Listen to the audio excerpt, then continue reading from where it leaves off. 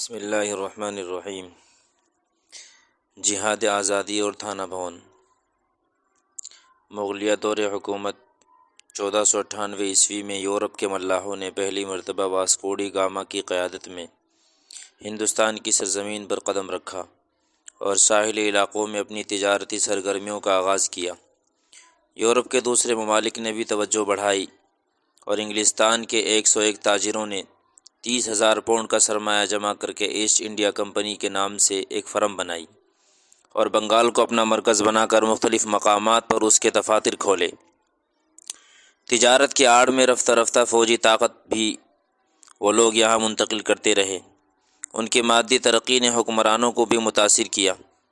انہوں نے نہ صرف ان کو خوش آمدید کہا بلکہ امن کا پروانہ بھی دے دیا۔ تقریباً 100 سال کی مدت میں اکثر تجارتی معاملات انگریز کی مٹھی میں چلے گئے اور انہوں نے انتظامی معاملات میں بھی دخل اندازی شروع کر دی، یہاں تک کہ 1701 تک ملک کے مختلف علاقوں میں ان کے پرچم لہرانے لگے۔ 1707 تک اورنگزیب رحمۃ اللہ علیہ کی مغلیہ حکومت مضبوط ہونے کی وجہ سے اگرچہ انگریز کو باقاعدہ کامیابی نہ ملی، لیکن ان کی وفات کے بعد دلی کا مرکز کمزور ہو گیا۔ صوبوں میں بغاوت کے سے حالات پیدا ہو گئے۔ ایسٹ انڈیا کمپنی نے چالاکی اور ہوشیاری سے کام لیتے ہوئے موقع کا پورا فائدہ اٹھایا۔ ملک کے ارباب اقتدار اس کا ادراک نہ کر سکے اور انہوں نے اپنی جڑیں مضبوط کر کے اثر دکھانا شروع کر دیا۔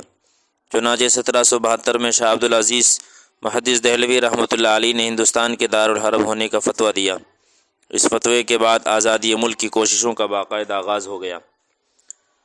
1824 میں شاہ صاحب کا انتقال ہوا تو ان کے نواسے شاہ اسحاق صاحب رحمۃ اللہ علیہ نے کمان سنبھالی۔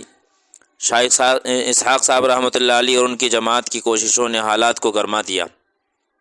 اسی کے نتیجے میں 1844 عیسوی میں شاہ اسماعیل شہید رحمۃ اللہ علیہ نے بالا کوٹ میں معرکہ پیش کیا جس میں 300 افراد نے جام شہادت نوش کیا۔ مولانا مظفر حسین کاندھلوی، حاجی امداد اللہ تھانوی، نواب قطب الدین دہلوی رحمۃ اللہ علیہ بھی اس تحریک کی قیادت میں شامل تھے۔ بنگال کے سراج الدولہ اور ٹیپو سلطان کی شہادت کے بعد فرنگیوں کے حوصلے بلند ہو گئے، لیکن مسلمانوں نے حوصلے پست نہیں کیے اور مسلسل پورے ملک میں مزاحمت کی آگ چھیڑتے رہے، یہاں تک کہ 1857 کے آتے آتے پورے ملک میں عوامی بغاوت کے مضبوط حالات پیدا کر دیے۔ حتیٰ کہ میرٹھ اور دلی میں انگریزوں کے خلاف جو جنگ 1857 میں لڑی گئی وہ اس قدر منظم تھی کہ انہوں نے انگریزوں کے پاؤں اکھاڑ دیے اور یوں یہ آزادی کی لڑائی پورے ملک میں پھیل گئی۔ تھانہ بھون اس وقت انگریزی حکومت کی فوجی بھرتی کا ایک اہم مرکز تھا۔ قصبے کی 35,000 کی آبادی میں 7,000 افراد فوج میں ملازم تھے۔ 32 افراد تو اعلیٰ عہدوں پر فائز تھے۔ محکمہ فوج سے ہر ماہ لاکھوں روپے آتے تھے۔ علاقے میں مشہور تھا کہ تھانہ بھون والے خون کی کمائی کھاتے ہیں۔ گویا کہ نہایت خوشحال قصبہ تھا۔ ملک کی صورتحال میں یہاں کے تمام مسلمان فوجی بغاوت پر اتر آئے اور ڈیوٹیاں چھوڑ کر وطن لوٹ آئے اور آزادی کی لڑائی میں سرگرم ہو گئے۔ انگریزی حکومت کی جانب سے یہاں پہلے ہی سے ایک پولیس اسٹیشن قائم تھا، وہ ان سب باغی فوجیوں کی تلاش میں سرگرم ہو گیا اور حکومت کو ساری تفصیلات دیتا رہا۔ اچانک اسی دوران یہ واقعہ پیش آیا کہ قصبے کے رئیس قاضی عبدالرحیم ہاتھی خریدنے سہارنپور گئے۔ کسی نے یہ مخبری کر دی کہ قاضی عنایت کا بھائی دلی حکومت کو مدد بھیجنے کے لیے ہاتھی خرید رہے ہیں۔ اس خبر سے انگریز مجسٹریٹ رابرٹ اسپنکی کے ہوش خراب ہو گئے اور اس نے واقعے کی تحقیق کے بغیر ہی قاضی عبدالرحیم اور ان کے ساتھیوں کو گرفتار کر کے گولیوں سے اڑا دیا، کیونکہ انگریز آئے دن اس علاقے میں فوج پر حملوں سے بے حد پریشان تھا۔ اس خبر نے پورے علاقے میں کوہرام مچا دیا۔ قاضی عنایت کے یہاں صف ماتم بچھ گیا اور مجاہدین آزادی جو پہلے ہی سے عوام کو بغاوت کے لیے تیار کر رہے تھے، اب ان کا کام اور آسان ہو گیا۔ اس واقعے کے بعد انگریز نے قاضی عنایت کو پورے علاقے کا نواب تسلیم کرنے کی پیشکش بھی کی تھی، لیکن انہوں نے اس کو قبول نہیں کیا اور آزادی کا سپاہی بننا منظور کیا۔ چنانچہ قاضی جی نے اس صورتحال میں غور و فکر کر کے فیصلہ لینے کے لیے ایک اہم جرگہ بلایا، جس میں سہارنپور، مظفر نگر، شاملی، نانوتا، گنگو، جھنجھانا، کاندھلا اور میرٹھ تک کے تمام علماء اور قائدین شریک ہوئے۔ حضرت اقدس حاجی امداد اللہ تھانوی مہاجر مکی رحمۃ اللہ علیہ نے اس اجلاس کی صدارت فرمائی۔ مشاورتی اجتماع میں شریک تمام حاضرین نے متفقہ طور پر اقدام کا فیصلہ کیا۔ صرف ایک بزرگ حضرت شیخ محمد محدث تھانوی رحمۃ اللہ علیہ نے کچھ اختلاف کیا، لیکن حضرت اقدس مولانا محمد قاسم نانوتوی رحمۃ اللہ علیہ کی رائے پر وہ بھی خاموش ہو گئے۔ تمام حاضرین نے حضرت اقدس حاجی امداد اللہ صاحب تھانوی مہاجر مکی رحمۃ اللہ علیہ کو امیر المؤمنین تجویز کیا اور بیعت فرمائی۔ چنانچہ آپ نے امیر مقرر ہونے کے بعد مولانا قاسم نانوتوی رحمۃ اللہ علیہ کو سپہ سالار اور رشید احمد گنگوئی رحمۃ اللہ علیہ کو قاضی مقرر کیا اور تھانہ بہون کو دارالاسلام قرار دے کر مسلمانوں کے تمام دیوانی و جملہ فوجداری مقدمات شریعت کے مطابق حل کرنے شروع کر دیے۔ غرض کہ حضرت حاجی صاحب رحمۃ اللہ علیہ کی قیادت میں انگریز کے خلاف ایک متوازی حکومت قائم ہو گئی اور انگریز کے خلاف جہاد کی تیاری شروع کر دی گئی۔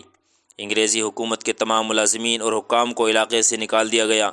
آزادی کے متوالے مجاہدین چاروں طرف سے جوق در جوق ہزاروں کی تعداد میں تھانہ بہون میں جمع ہو گئے۔ حاجی صاحب رحمۃ اللہ علیہ کی اس حکومت کے قائم ہوتے ہی انگریز پر خوف و ہراس طاری ہو گیا اور اس اسلامی حکومت کو ختم کرنے کے لیے چاروں طرف سے فوجی امدادیں اس علاقے میں بھیجنی شروع کر دی۔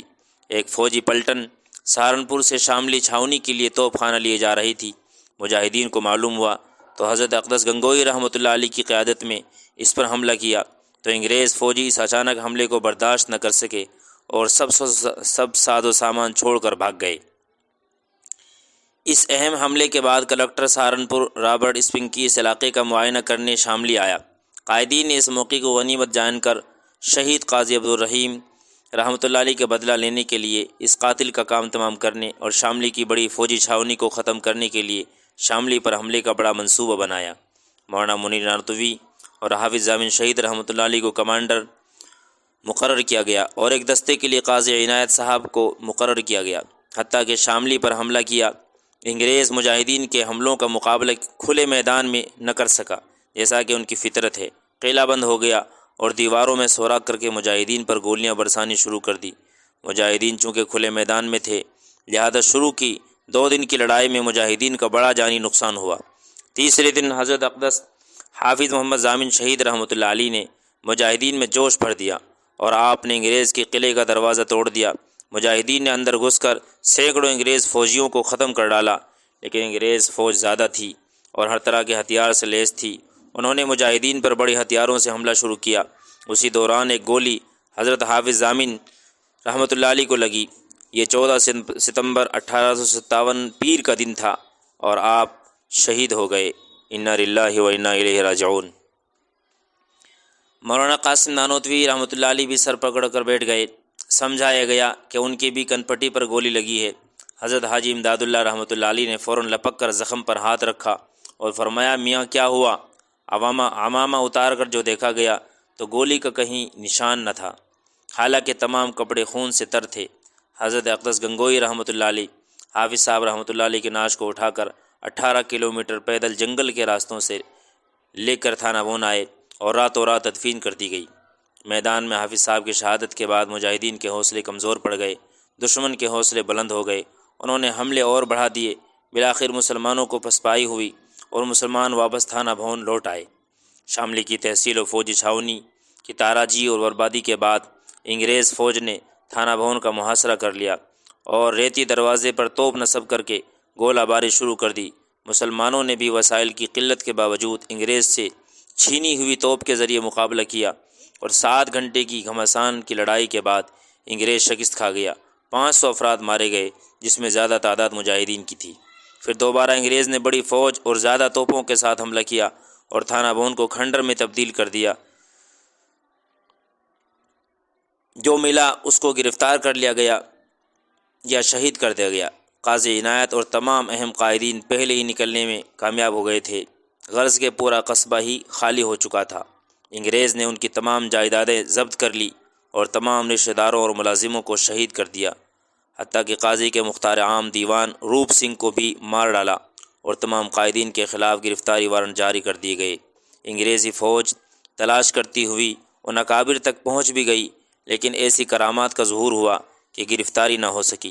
حضرت گنگوئی رحمۃ اللہ علیہ گرفتار ہوئے لیکن بری ہوئے۔